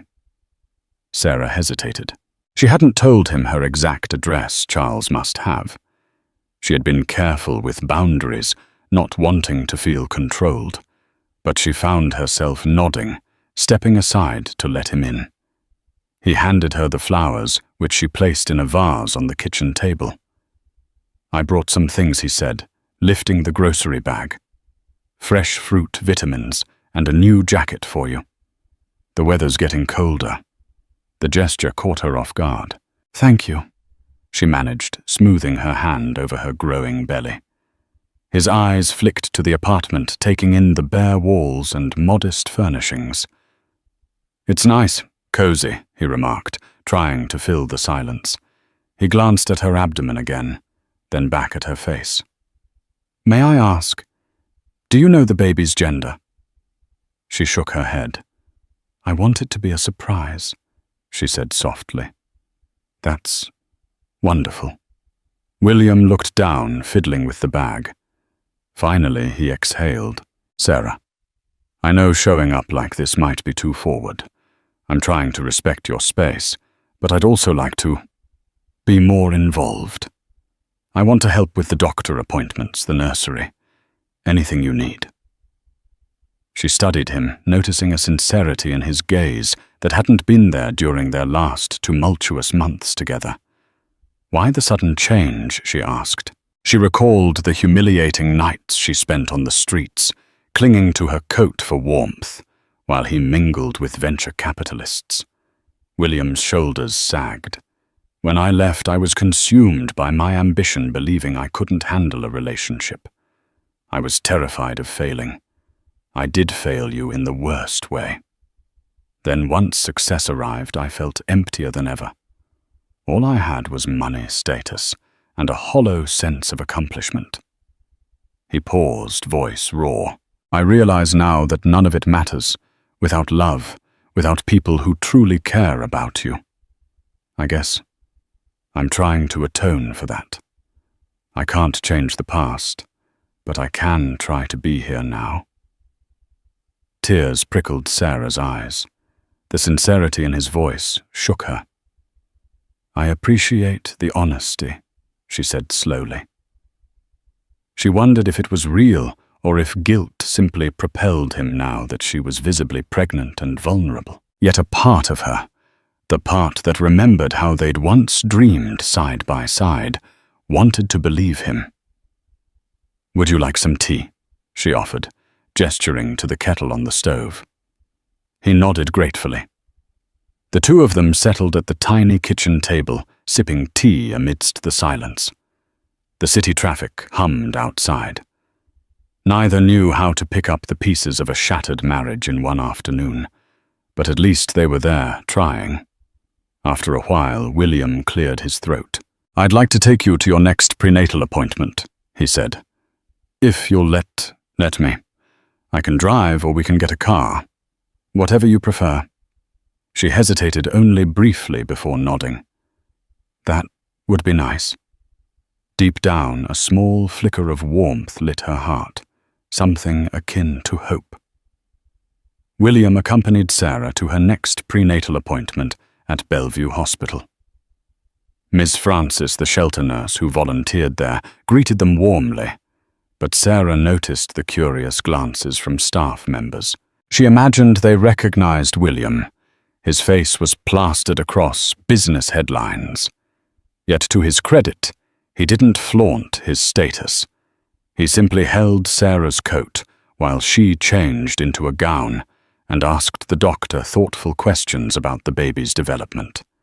They heard the baby's heartbeat again, steady and reassuring.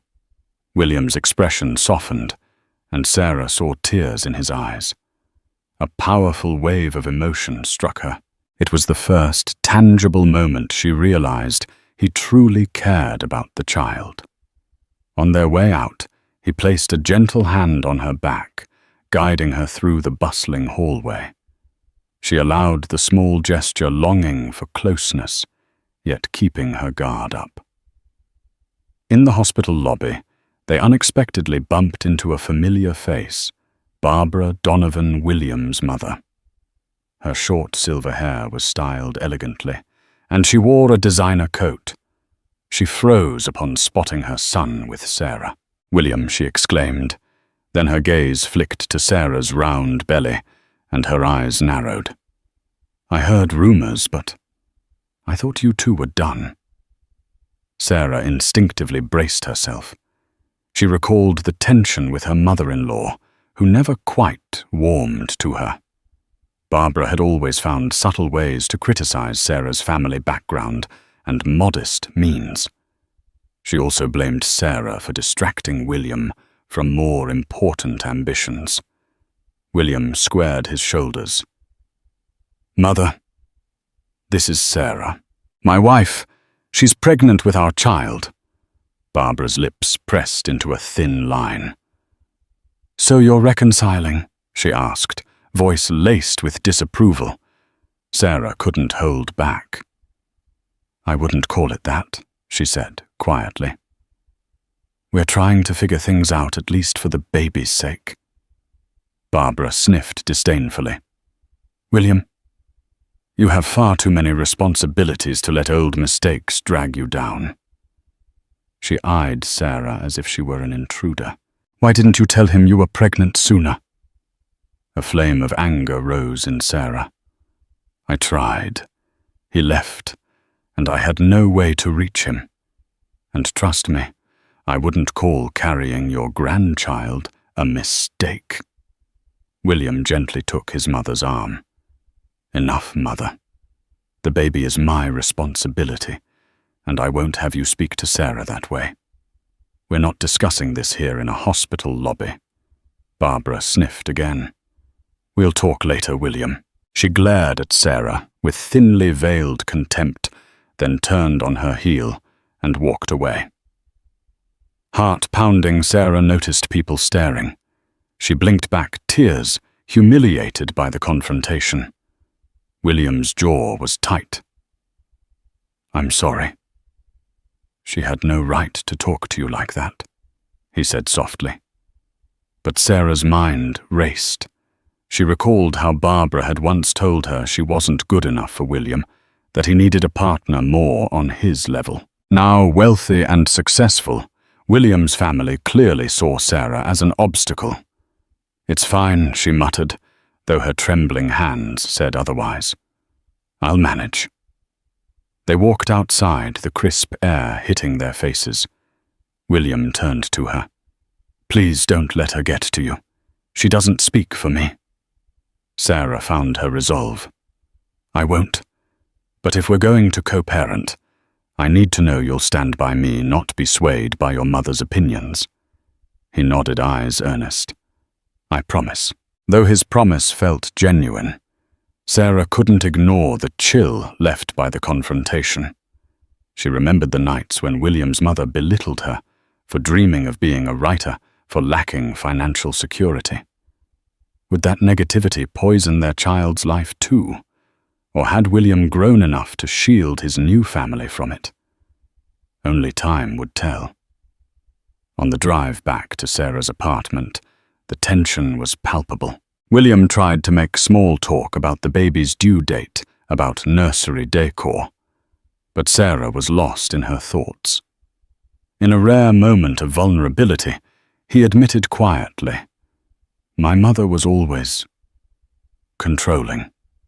Part of why I left was because I felt suffocated by her expectations, by the pressure of success.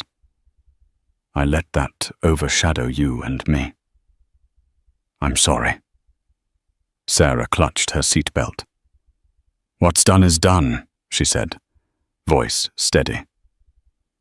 "Let's just focus on the future, on doing right by this baby. That's all that matters." Inside, though, her emotions churned. Could we really have a future together, she wondered? Or is it just going to be co-parenting with a man I once loved?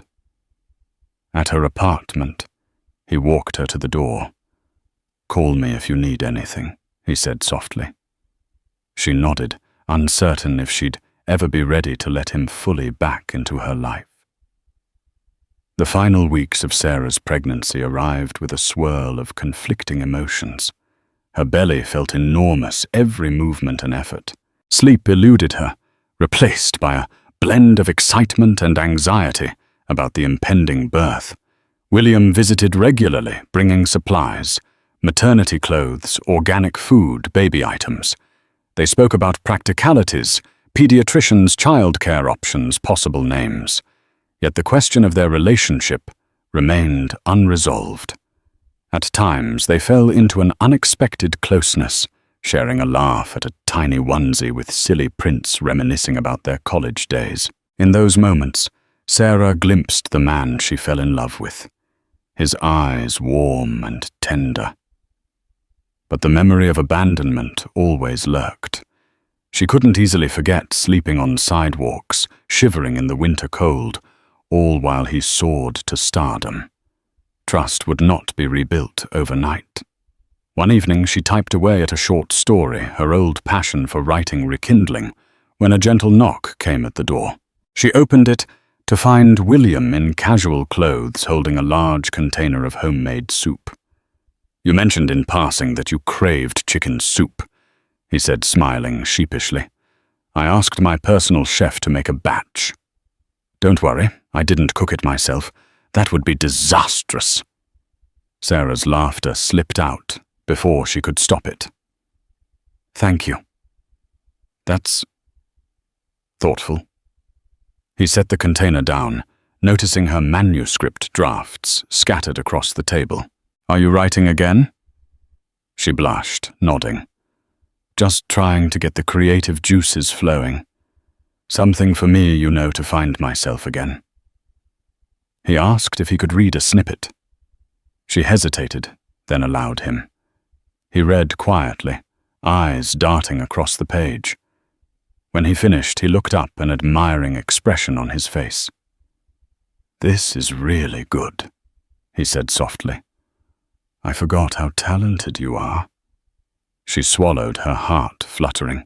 He was praising her, not dismissing her efforts as frivolous, like he once had. Thank you, she whispered. They talked about the story about a lone traveler who finds hope in unexpected places. The conversation flowed naturally, reminiscent of their younger selves. At one point, he gently placed a hand on her belly, feeling the baby kick.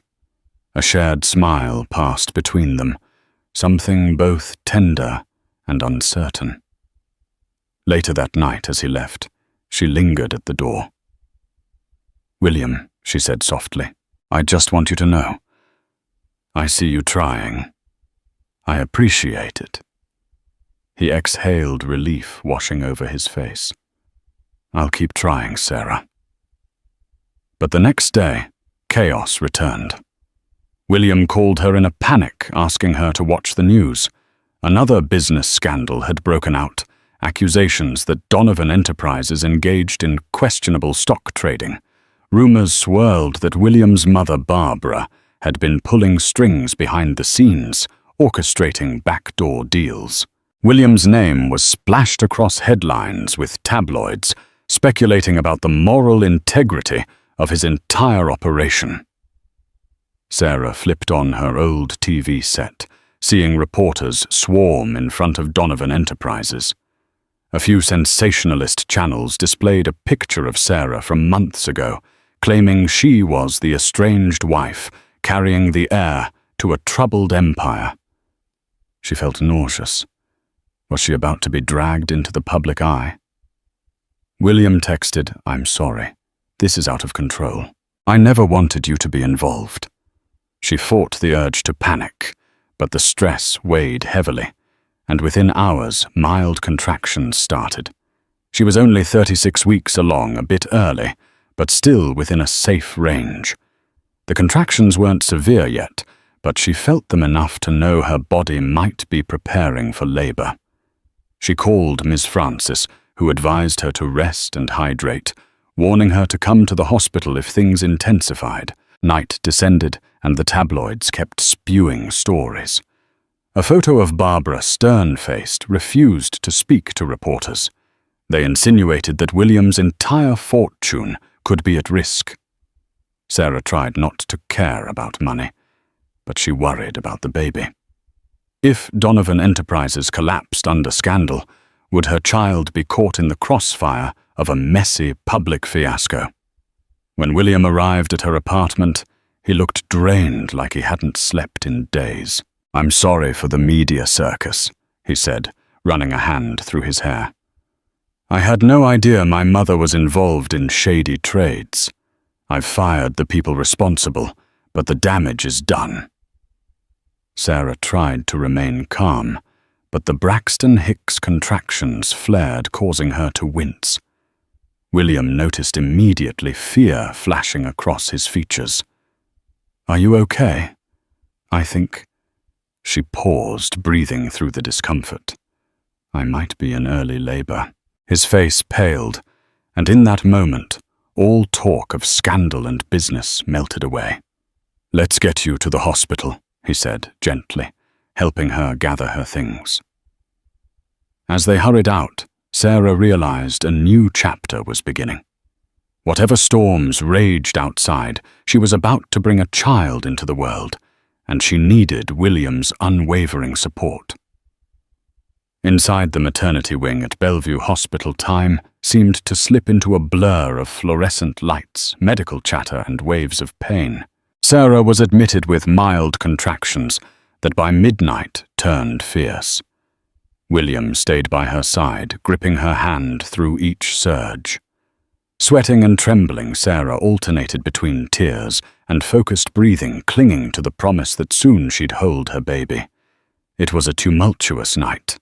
At one point, the baby's heart rate dipped slightly, prompting quick action from the medical staff. Fear stabbed through Sarah. She locked eyes with William, seeing raw terror reflected there. In that moment, all bitterness faded, replaced by the realization that they both desperately wanted their child to be safe.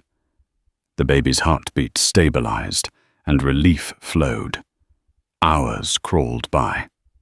Finally, near dawn, Sarah felt the overwhelming urge to push. Nurses coached her, encouraging her to bear down. She felt like every muscle in her body was on fire. William murmured supportive words, wiping her forehead with a cool cloth. With a final guttural cry, she felt the release of pain and the sudden miraculous wail of new life. "It's a girl," the doctor announced, holding up a tiny, squirming newborn. A rush of emotions seized Sarah. Love, relief, awe. She reached out trembling arms as they placed the baby on her chest. Shocked by the warmth of that tiny body, tears streamed down Sarah's face. William's eyes glistened too, a rare vulnerability she'd never seen in him before. "Welcome to the world," Sarah whispered, voice choked, pressing a kiss to the baby's wet forehead. The little girl quieted, opening her eyes for a brief second, as if trying to focus on her mother's face. Later they moved Sarah to a recovery room. William remained close, pacing the hallway, on calls to his legal team, but always returning to check on Sarah and the baby. He smiled whenever he saw them together, as though the world outside, with all its scandal and drama, had lost its power here. Barbara tried to visit, but Sarah requested only William and the medical staff be allowed in. She wasn't ready to confront her mother-in-law. Not yet. Meanwhile, word arrived that the scandal at Donovan Enterprises was being resolved. William had stepped forward, taking responsibility for corporate oversight lapses and cooperating with regulators. He was determined to repair the damage rather than hide. 2 days passed in the hospital, a whirlwind of feeding diaper changes and exhausted naps. Sarah watched William hold their daughter, marveling at how gently he cradled her. They hadn't formally picked a name. Sarah had half a dozen favorites. While gazing into her daughter's round, curious eyes, she decided on Hope. It felt fitting. This tiny baby was the embodiment of new beginnings. When discharge day came, William insisted on driving them to Sarah's apartment. He carefully carried the car seat, setting it up by the living room couch. Sarah gently unbuckled Hope, lifting her close. For a moment, they stood together in the quiet apartment, the hush broken only by soft baby sighs. "I want to make a pledge," William said, voice low. "To be here for you and Hope, always. I know I can't erase the past, but I swear I'll do everything in my power to make our future better." Sarah gazed at him, then at Hope. Her heart brimmed with a kaleidoscope of emotions: uncertainty, gratitude, a cautious desire to heal. "It won't be easy," she murmured. "We have a lot to work through, but I'd like to try." He exhaled relief, flooding his features. "We'll go at your pace. Whatever you need."